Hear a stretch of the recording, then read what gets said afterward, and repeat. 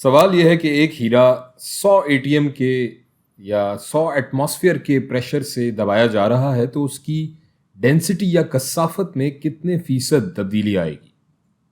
हमें ये मालूम है कि एक एटमॉस्फेयर बराबर होता है 10 की ताकत 5 पास्कल्स के और हीरे का बल्क मॉड्यूलस होता है 400 गीगा पास्कल्स के बराबर।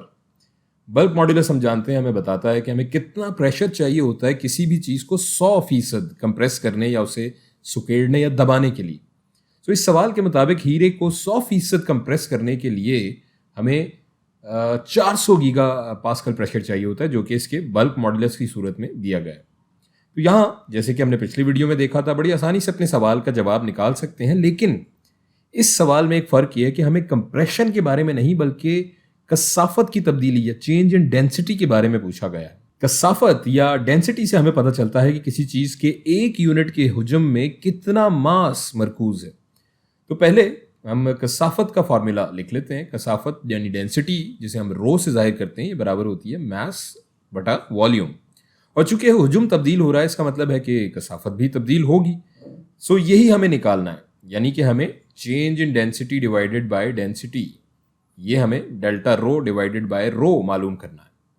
और अगर कमियत या मास में कोई तब्दीली ना आ रही हो, या अगर यहाँ आ भी रही है तो वो इतनी कम है कि उसे नज़रअंदाज किया जा सकता है। सो जितना हम हुजम घटाएंगे उतना ही कसाफत में इजाफा होगा। तो हम लिख सकते हैं कि डेल्टा रो बटा रो इज इक्वल टू मनफी डेल्टा वी बटा वी। मनफी का मतलब है कि यहाँ पर इनवर्स रिलेशन, या जिसे हम कहते हैं इनवर्सली प्रोपोर्शनल हैं ये दोनों क्वांटिटीज एक दूसरे के। सो हम जानते हैं कि हीरे को 100% कंप्रेस करने के लिए हमें 400 गीगा पास्कल प्रेशर चाहिए, और यहाँ सवाल के मुताबिक हीरा 1000 एटीएम एटमॉस्फेयर कंप्रेस हो रहा है, और एक एटीएम बराबर होता है 10 की ताकत 5 पास्कल के। सो अगर हम इसको एक मैथमेटिकल रिलेशन की सूरत में लिखें तो ये हो जाएगा 1000 एटीएम बराबर हो जाएगा 1000 इंटू 10 की ताकत 5 pascal multiplied by 100 divided by 400 giga Pascal's.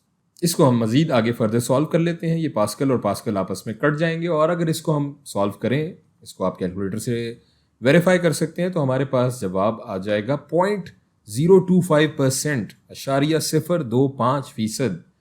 यानी अगर इतने फीसद हुजम कम होगा तो इतने ही फीसद कसाफत यानी डेंसिटी में इजाफा होगा हीरे की, डायमंड की।